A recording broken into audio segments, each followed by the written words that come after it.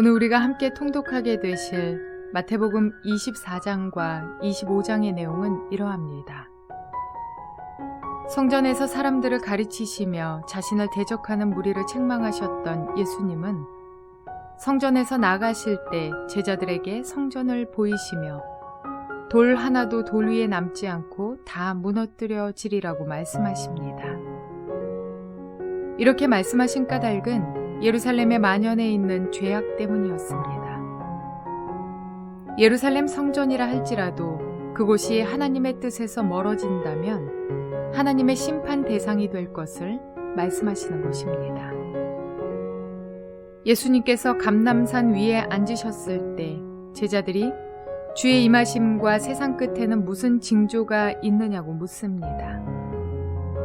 이에 예수님은 장차 있을 큰 환난에 대하여 제자들에게 알려주시며 끝까지 견디는 자는 구원을 얻을 것이라고 격려하시고 인내와 승리를 부탁하십니다. 그날과 그때가 언제인지는 아무도 알 수 없고 오직 하나님만이 아십니다.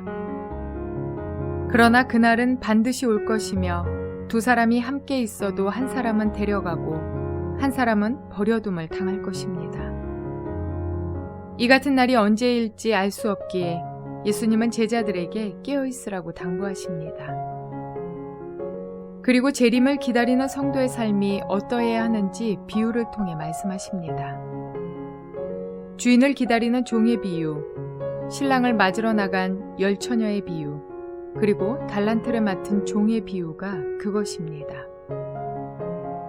이어서 예수님이 다시 오실 때에 모든 민족을 그 앞에 모으고 하나님께 복받을 자와 영원한 불에 들어갈 자를 구분할 것이라고 말씀하십니다. 복받을 자를 구분한 기준은 예수님이 줄일 때 먹을 것을 대접하고 나그네 되었을 때에 영접하며 병들었을 때 돌보았다는 것입니다. 예수님께서 이 말씀을 하실 때 의인들은 어느 때에 그리 행하였냐고 묻지만 예수님은 내 형제 중에 지극히 작은 자 하나에게 한 것이 곧 내게 한 것이라 라고 말씀하십니다. 이러한 내용들을 기억하셔서 통독에 도움이 되시기를 바랍니다. 마태복음 24장. 예수께서 성전에서 나와서 걸어가시는데 제자들이 다가와서 성전 건물을 그에게 가리켜 보였다. 예수께서 그들에게 말씀하셨다. 너희는 이 모든 것을 보고 있지 않느냐? 내가 진정으로 너희에게 말한다. 여기에 돌 하나도 돌 위에 남아있지 않고 다 무너질 것이다. 예수께서 올리브산에 앉아 계실 때에 제자들이 따로 그에게 다가와서 말하였다. 이런 일들이 언제 일어나겠습니까? 선생님께서 다시 오시는 때와 세상 끝날에는 어떤 징조가 있겠습니까? 우리에게 말씀해 주십시오. 예수께서 그들에게 말씀하셨다. 누구에게도 속지 않도록 조심하여라. 많은 사람이 내 이름으로 와서 말하기를 내가 그리스도이다 하면서 많은 사람을 속일 것이다. 또 너희는 여기저기서 전쟁이 일어난 소식과 전쟁이 일어나리라는 소식을 들을 것이다. 그러나 너희는 당황하지 않도록 주의하여라. 이런 일이 반드시 일어나야 한다. 그러나 아직 끝은 아니다. 민족이 민족을 거슬러 일어나고 나라가 나라를 거슬러 일어날 것이며 여기저기서 기근과 지진이 있을 것이다.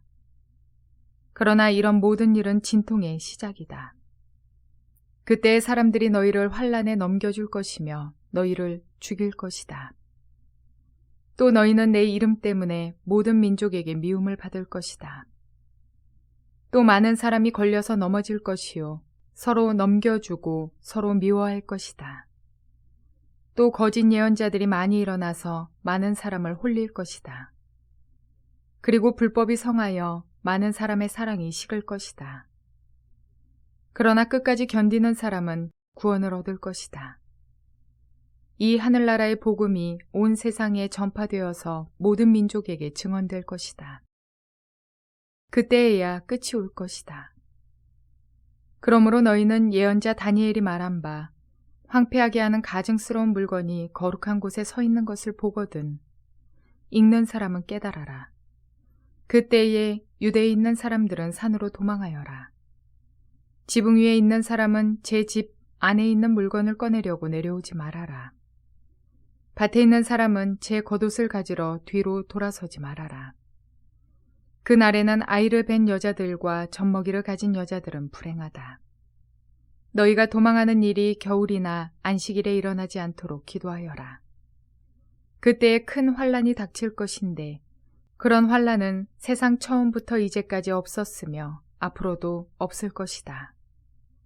그 환란의 날들을 줄여주지 않으셨다면 구원을 얻을 사람이 하나도 없을 것이다.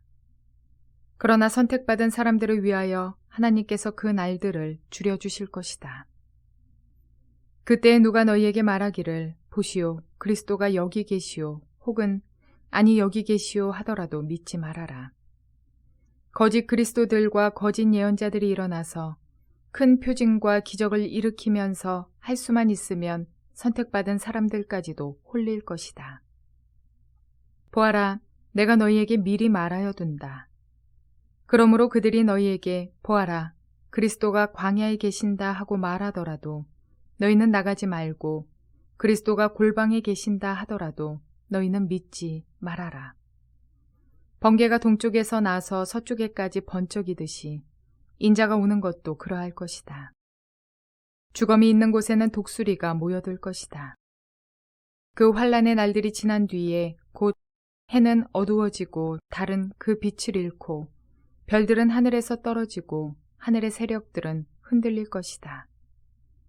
그때에 인자가 올 징조가 하늘에서 나타날 터인데 그때에는 땅에 있는 모든 민족이 가슴을 치며 인자가 큰 권능과 영광에 쌓여 하늘 구름을 타고 오는 것을 보게 될 것이다. 그리고 그는 자기 천사들을 큰 나팔 소리와 함께 보낼 터인데 그들은 하늘 이 끝에서 저 끝까지 사방에서 그가 선택한 사람들을 모을 것이다. 무화과 나무에서 교훈을 배워라. 가지가 연하여지고 잎이 돋으면 너희는 여름이 가까이 온 줄을 안다. 이와 같이 너희도 이 모든 일을 보거든 인자가 문 앞에 가까이 온 줄을 알아라. 내가 진정으로 너희에게 말한다. 이 세대가 끝나기 전에 이 모든 일이 다 일어날 것이다. 하늘과 땅은 없어질지라도 나의 말은 결코 없어지지 않을 것이다. 그러나 그 날과 그 시각은 아무도 모른다.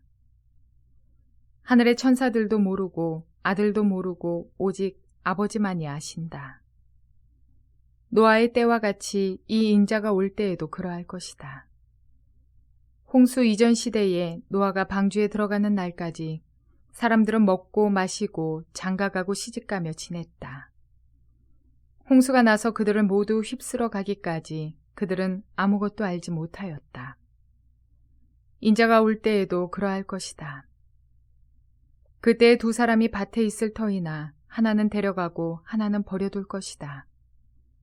두 여자가 맷돌을 갈고 있을 터이나 하나는 데려가고 하나는 버려둘 것이다. 그러므로 깨어 있어라. 너희는 너희 주님께서 어느 날에 오실지를 알지 못하기 때문이다. 이것을 명심하여라. 집주인이 도둑이 밤 몇 시에 올지 알고 있으면 그는 깨어 있어서 도둑이 집을 뚫고 들어오도록 내버려 두지 않았을 것이다. 그러므로 너희도 준비하고 있어라. 너희가 생각하지도 않는 시각에 인자가 올 것이기 때문이다. 누가 신실하고 슬기로운 종이겠느냐? 주인이 그에게 자기 집 하인들을 통솔하게 하고 제때의 양식을 내주라고 맡겼으면 그는 어떻게 해야 하겠느냐? 주인이 돌아와서 볼 때에 그렇게 하고 있는 그 종은 복이 있다. 내가 진정으로 너희에게 말한다. 주인은 자기 모든 재산을 그에게 맡길 것이다. 그러나 그가 나쁜 종이어서 마음속으로 생각하기를 주인이 늦게 오시는구나 하면서 동료들을 때리고 술 친구들과 어울려 먹고 마시면서 생각하지도 않은 날에 뜻밖의 시각에 그 종의 주인이 와서 그 종을 처벌하고 위선자들이 받을 벌을 내릴 것이다. 거기서 슬피 울며 이를 가는 일이 있을 것이다. 마태복음 25장. 그런데 하늘나라는 저마다 등불을 들고 신랑을 맞으러 나간 10처녀에 비길 수 있을 것이다. 그 가운데서 5은 어리석고 5은 슬기로웠다. 어리석은 처녀들은 등불을 가졌으나 기름은 갖고 있지 않았다. 그러나 슬기로운 처녀들은 자기들의 등불과 함께 통에 기름도 마련하였다. 신랑이 늦어지니 처녀들은 모두 졸다가 잠이 들었다. 그런데 한밤중에 외치는 소리가 났다. 보아라, 신랑이다. 나와서 맞이하여라. 그때에 그 처녀들이 모두 일어나서 제 등불을 손질하였다. 미련한 처녀들이 슬기로운 처녀들에게 말하기를 우리 등불이 꺼져가니 너희의 기름을 좀 나누어다오 하였다. 그러나 슬기로운 처녀들이 대답을 하였다. 그렇게 하면 우리에게나 너희에게나 다 모자랄 터이니 안 된다. 차라리 기름 장수들에게 가서 사서 써라. 미련한 처녀들이 기름을 사러 간 사이에 신랑이 왔다. 준비하고 있던 처녀들은 신랑과 함께 혼인잔치에 들어가고 문은 닫혔다. 그 뒤에 나머지 처녀들이 와서 주님, 주님, 문을 열어주십시오 하고 애원하였다. 그러나 신랑이 대답하기를 내가 진정으로 너희에게 말한다. 나는 너희를 알지 못한다 하였다. 그러므로 깨어 있어라. 너희는 그 날과 그 시각을 알지 못하기 때문이다. 또 하늘나라는 이런 사정과 같다. 어떤 사람이 여행을 떠나면서 자기 종들을 불러서 자기의 재산을 그들에게 맡겼다. 그는 각 사람의 능력을 따라 한 사람에게는 5달란트를 주고 또 한 사람에게는 2달란트를 주고 또 다른 한 사람에게는 1달란트를 주고 떠났다. 5달란트를 받은 사람은 곧 가서 그것으로 장사를 하여 5달란트를 더 벌었다. 2달란트를 받은 사람도 그와 같이 하여 2달란트를 더 벌었다. 그러나 1달란트 받은 사람은 가서 땅을 파고 주인의 돈을 숨겼다. 오랜 뒤에 그 종들의 주인이 돌아와서 그들과 셈을 하게 되었다. 5달란트 받은 사람은 5달란트를 더 가지고 와서 말하기를 주인님, 주인께서 5달란트를 내게 맡기셨는데 보십시오, 5달란트를 더 벌었습니다 하였다. 그의 주인이 그에게 말하였다. 잘했다, 착하고 신실한 종아. 네가 적은 일에 신실하였으니 이제 내가 많은 일을 네게 맡기겠다. 와서 주인과 함께 기쁨을 누려라. 2달란트를 받은 사람도 다가와서 주인님, 주인님께서 2달란트를 내게 맡기셨는데 보십시오, 2달란트를 더 벌었습니다 하고 말하였다. 그의 주인이 그에게 말하였다. 잘했다, 착하고 신실한 종아. 네가 적은 일에 신실하였으니 이제 내가 많은 일을 네게 맡기겠다. 와서 주인과 함께 기쁨을 누려라.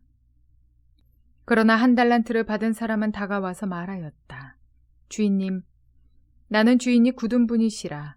심지 않은 데서 거두시고 뿌리지 않은 데서 모으시는 줄로 알고 무서워하여 물러가서 그 달란트를 땅에 숨겨두었습니다. 보십시오, 여기에 그 돈이 있으니 받으십시오. 그러자 그의 주인이 그에게 말하였다. 악하고 게으른 종아, 너는 내가 심지 않은 데서 거두고 뿌리지 않은 데서 모으는 줄 알았다. 그렇다면 너는 내 돈을 돈놀이하는 사람에게 맡겼어야 했다. 그랬더라면 내가 와서 내 돈에 이자를 붙여 받았을 것이다. 그에게서 그 1달란트를 빼앗아서 10달란트 가진 사람에게 주어라. 가진 사람에게는 더 주어서 넘치게 하고 갖지 못한 사람에게서는 있는 것마저 빼앗을 것이다. 이 쓸모없는 종을 바깥 어두운 데로 내쫓아라. 거기서 슬피 울며 이를 가는 일이 있을 것이다. 인자가 모든 천사와 더불어 영광에 둘러싸여서 올 때에 그는 자기의 영광의 보좌에 앉을 것이다. 그는 모든 민족을 그의 앞에 불러 모아 목자가 양과 염소를 가르듯이 그들을 갈라서 양은 그의 오른쪽에 염소는 그의 왼쪽에 세울 것이다. 그때의 임금은 자기 오른쪽에 있는 사람들에게 말하기를 내 아버지께 복을 받은 사람들아, 와서 창세 때로부터 너희를 위하여 준비한 이 나라를 차지하여라. 너희는 내가 줄일 때에 내게 먹을 것을 주었고 목마를 때에 마실 것을 주었으며 나그네로 있을 때에 영접하였고 헐벗을 때에 입을 것을 주었고 병들어 있을 때에 돌보아 주었고 감옥에 갇혀 있을 때에 찾아주었다 할 것이다. 그때의 의인들은 그에게 대답하기를 주님, 우리가 언제 주님께서 줄이신 것을 보고 잡수실 것을 드리고 목마르신 것을 보고 마실 것을 드리고 나그네 되신 것을 보고 영접하고 헐벗으신 것을 보고 입을 것을 드리고 언제 병드시거나 감옥에 갇히신 것을 보고 찾아갔습니까? 하고 말할 것이다. 임금님이 그들에게 말하기를 내가 진정으로 너희에게 말한다. 너희가 여기 내 형제 자매 가운데 지극히 보잘것없는 사람 하나에게 한 것이 곧 내게 한 것이다 할 것이다.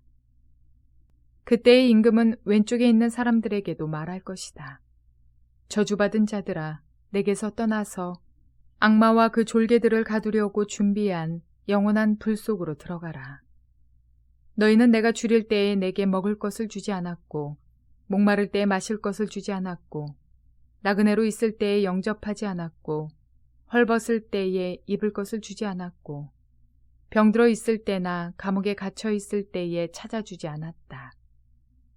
그때에 그들도 이렇게 말할 것이다. 주님, 우리가 언제 주님께서 굶주리신 것이나 목마르신 것이나 나그네 되신 것이나 헐벗으신 것이나 병드신 것이나 감옥에 갇히신 것을 보고도 돌보아드리지 않았다는 것입니까? 그때의 임금이 그들에게 대답하기를 내가 진정으로 너희에게 말한다.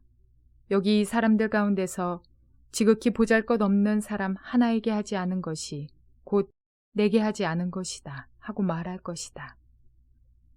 그리하여 그들은 영원한 형벌로 들어가고 의인들은 영원한 생명으로 들어갈 것이다. 우리 모두는 종말을 맞이하게 됩니다. 예수 그리스도가 다시 오시는 그때에는 역사적인 종말을 그리고 어떤 이들은 그 전에 육신의 죽음을 통해 개인적 종말을 맞이합니다. 오늘 본문들은 종말을 맞이하는 자들이 어떠한 태도를 가지고 삶을 살아내야 하는가를 말씀하시므로 우리에게 가르쳐주고 있습니다. 여러 비유들을 통해 우리가 조심해야 하는 것들, 즉 주인을 기다리는 종의 비유를 통해 방탕한 종, 신랑을 맞으러 나간 10처녀의 비유를 통해 나태한 종, 달란트를 맡은 종의 비유를 통해 게으르고 악한 종의 모습들을 보여주시며 성도의 삶이 이러해서는 안 된다는 것을 가르쳐 주십니다. 그러면서 동시에 영적으로 항상 깨어 있어야 함을 말씀해 주십니다. 육신의 연약함 속에서 어떻게든 잠들지 말고 깨어 있으라는 말이 아니라 성실과 진실과 신실함 속에서 맡은 일에 충성하며 최선을 다하는 삶, 영적으로 멈추지 아니하고 표대를 향해 달리는 자, 육적으로 주님의 뜻대로 살고자 애쓰는 자, 그렇게 하나님과의 관계가 정결한 자의 삶이 되어야겠습니다. 이어서 그러면 우리가 하나님과 관계가 정결하다면 어떠한 삶으로 증명되며 종말을 맞이하는 자가 될까요? 주님과의 관계가 온전하다면 이웃을 내 몸과 같이 사랑하는 자의 삶이 바로 증명되는 삶입니다. 줄일 때 먹을 것을 대접하고 나그네 되었을 때 영접하며 병들었을 때 돌보아주는 사람, 이것이 하나님의 뜻인 줄 알고 순종하는 마음, 예수의 사랑으로 이웃을 섬기는 자의 삶이야말로 종말을 기다리는 성도의 바른 자세라고 말씀해 주십니다. 그러므로 그리스도인 된 우리는 오직 선한 종, 슬기로운 5처녀와 같이 늘 깨어 주님 오실 날을 준비하고 지극히 작은 이웃에게 섬김과 나눔을 베풀며 살아야 할 것입니다. 저와 여러분이 오늘도 그런 삶을 살아내시며 복된 날 되시기를 주님의 이름으로 축원을 드립니다.